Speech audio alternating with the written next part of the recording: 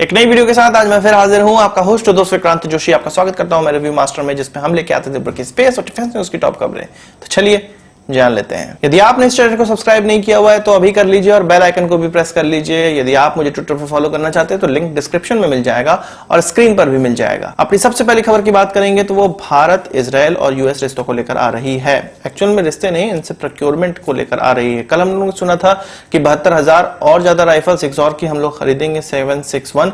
तो और चीजें यूएस और इजरायल से आ रही हैं जो कि ड्रोन के मामले में है।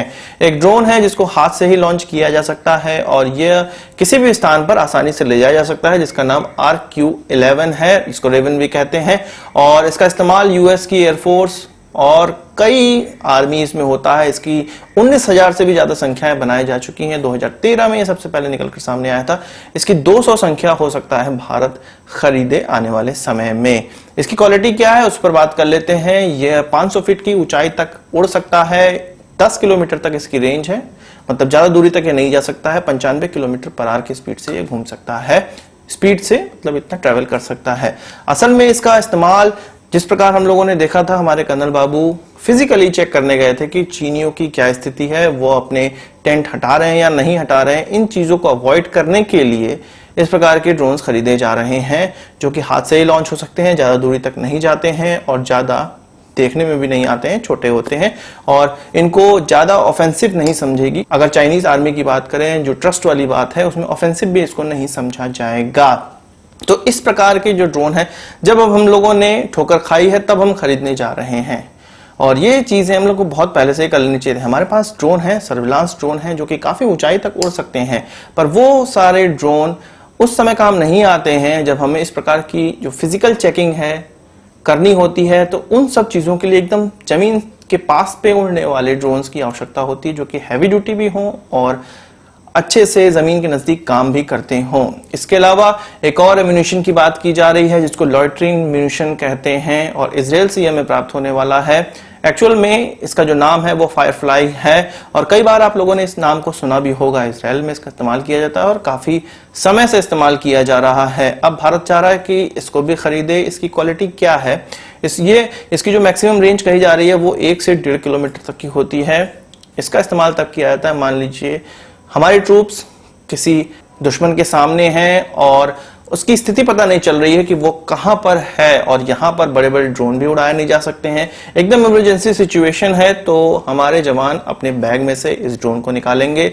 ये छोटा ड्रोन होता है जो कि ऊंचाई तक उड़कर जाता है और वहीं से ये देखता है कि दुश्मन की स्थिति क्या है। यदि दुश्मन की स्थिति नजदीक है और इमरजेंसी सिचुएशन है तो उन पर बम्बार्डिंग इसी के माध्यम से की जा सकती है, खुद जाके टकरा सकता है। इसके अलावा यदि दुश्मन दूर चला जा चुका है, उसकी रेंज में नहीं है, तो उसकी लोकेशन पता चल जाती है और इस ड्रोन को वापस बुलाया जा सकता है और फिर से अपने बैग में रख के हमारे ट्रूप्स अपना काम कर सकते हैं। तो इन दोनों प्रकार के ड्रोन की सख्त आवश्यकता यहाँ पर देखी जा रही है, इसलिए इनको खरीदने का प्रयास किया जा रहा है। लद्दाख जो स्टैंड ऑफ है उसी के दौरान ये कहा जा रहा है कि स्पाइक मिसाइलों की और खेप इमरजेंसी परचेज के तहत मंगाई गई। वहीं बात करें जम्मू कश्मीर यूनियन टेरिटरी की, जो कि 1 साल पहले लगभग घोषित की गई और 5 अगस्त को इसकी घोषणा की गई। पर जिस समय इसमें धारा 370 लगी हुई थी तो 2 छुट्टियां कुछ इस प्रकार की ऐसी थीं जो कि स्टेट को भारत से अलग करने की एक कवायद में लगी रहती थी। छुट्टियों के माध्यम से भी स्टेट को अलग किया जा सकता है, यह देखने को मिल रहा था। दिसंबर में एक नया गजट आया जिसमें कि नई छुट्टियों की लिस्ट आई और इसमें 13 जुलाई की छुट्टी हटा दी गई जो कि आज था 13 जुलाई। इसके अलावा 5 दिसंबर की छुट्टी भी हटा दी गई। इन दोनों की क्या भूमिका है मैं आपको बताता हूं। मार्टियर दिवस इसको मनाया जा रहा था, शहीदों का दिन मनाया जाता था 13 जुलाई को और 13 जुलाई को शहीदों का दिवस इसलिए मनाया जाता था क्योंकि उस समय कश्मीरी जनता ने, जम्मू कश्मीर की जनता ने जो डोगरा राजा थे, राजा हरि सिंह, उनके विरोध में आवाज उठाई थी। उसमें 20 लोग मारे गए थे और इनको एक शहीद की तरह से माना गया था और 1931 का वो साल था जब ये घटना हुई थी और 1948 का वो साल था जब से इस छुट्टी को देना स्टार्ट किया गया था, जब शेख अब्दुल्ला की सरकार बनी थी और वो वहां के प्राइम मिनिस्टर बने हुए थे। और शेख अब्दुल्ला के जन्मदिन पर ही 5 दिसंबर को भी छुट्टियां दी जाती थी, पर अब जाके उन छुट्टियों को हटा के एक नई छुट्टी लाई गई है जो कि 26 अक्टूबर को होगी। और ये 26 अक्टूबर क्यों महत्वपूर्ण है? जब राजा हरि सिंह ने भारत के साथ एक्सेशन डॉक्यूमेंट पे साइन किया था, भारत के साथ कश्मीर का विलय हुआ था 1947 में। तो ये कितनी महत्वपूर्ण छुट्टी होगी इंटीग्रेशन के लिए जम्मू कश्मीर यूनियन टेरिटरी की भारत में, ये आप समझ सकते हैं। पहले उन छुट्टियों को दिया जाता था जो कि उस राज्य को भारत से अलग करने की कॉन्स्पिरेसी करती थी, छुट्टियां भी कॉन्स्पिरेसी करती थी, और अब वो छुट्टियां दी जा रही हैं जो कि जम्मू कश्मीर को भारत से जोड़ती है। तो ये महत्व है जब धारा 370 हटता है, जब ऐसे लोग गद्दी से उतरते हैं जो कि सेपरेटिस्ट थे, अलगाववाद फैलाते थे, अलगाववादी नेता थे, और अब जाके हम बेहतरी की ओर बढ़ सकते हैं। इन छुट्टियों को देखने से आपके मन के अंदर खुद ही ये हो रहा होगा कि इन छुट्टियों के माध्यम से भी वहां की जनता में यह जगाया जा सकता है कि वो हमेशा से ही भारत का पार्ट रहे हैं। वही बात करते हैं चाइना की, और ये बहुत से लोगों का मानना था कि जब यूएस ईरान पर दबाव डाल रहा है तो चाइना वहां पर अपना प्रभुत्व बनाने का प्रयास करेगा, और 2016 से उसने प्रभुत्व बनाना स्टार्ट किया था। पर एक ऐसा स्पेशल डॉक्यूमेंट था जिस पर अभी तक बात नहीं हो पाई थी। जून 2020 को यह निकलकर सामने आया कि चाइना और ईरान के बीच में कुछ 18 पेजों का एक डॉक्यूमेंट है, वो आगे जाके साइन हो सकता है, उसको अंतिम रूप दे दिया गया है। इसमें रेलवे से लेके एनर्जी, ऑयल, सड़कें इत्यादि हर इंफ्रास्ट्रक्चर प्रोजेक्ट है जिसमें चाइना ईरान की मदद करेगा, चाइना ईरान में प्रोजेक्ट लगाएगा। और हम इसको पाकिस्तान में जैसे चाइना पाकिस्तान इकोनॉमिक कॉरिडोर है उसी तरह देख सकते हैं ईरान में भी। हालांकि ईरान के पार्लियामेंट में अभी ये नहीं गया है और अभी इसको साइन होना भी बाकी है, पर पार्लियामेंट में जाने से पहले यह माना जा रहा है कि इस जो डॉक्यूमेंट को यदि पार्लियामेंट में ले जाया जाएगा तो बहुत बड़ा विरोध हो सकता है देश के अंदर, क्योंकि यह जो डॉक्यूमेंट है वो 25 साल के लिए वैलिड है, और इसके माध्यम से चाइना $400 बिलियन ईरान में इन्वेस्ट करेगा। इस इन्वेस्टमेंट के एवज में चाइना को क्या चाहिए होगा? उसको तेल और एनर्जी चाहिए होगी। तेल 25 साल तक के लिए उनको चाहिए होगा, नॉन स्टॉप चाहिए होगा और रियायती दर पर चाहिए होगा। आपको पता है कि चीन अपना 75% ऑयल खरीदता है और विश्व में सबसे बड़ा इंपोर्टर है। तो वो यह चाहता है, वो समझ चुका है कि ईरान पर जो ये दबाव पड़ा हुआ है, ईरान अब चाइना के आगे झुक सकता है, और ईरान के साथ इस प्रकार का कॉन्ट्रैक्ट होते ही 25 साल के लिए उनको तेल के लिए कहीं नहीं जाना पड़ेगा, चाइना को कहीं नहीं जाना पड़ेगा, क्योंकि यूएस हमेशा से ही उस पर दबाव बनाया हुआ है, कोई और देश खरीद नहीं रहा है।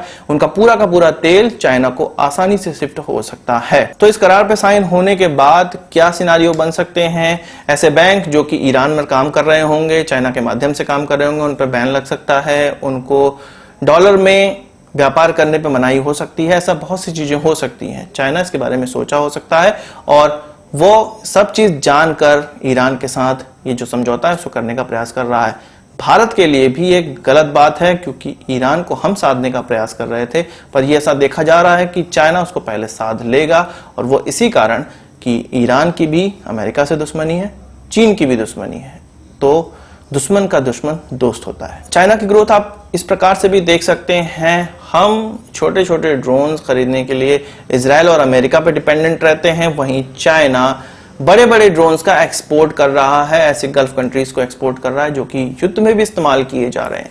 तो ये भारत और चीन में अंतर है, भारत को इस चीज को प्राप्त करना होगा। वही भारत और चीन के बीच में लेफ्टिनेंट जनरल लेवल की जो मीटिंग है, चौथी मीटिंग चुसूल में कल हो सकती है, और इसमें जो फर्दर ट्रूप बिल्डअप है उसको पीछे करने का, यानी कि वापस डिसएंगेजमेंट की बात की जा सकती है।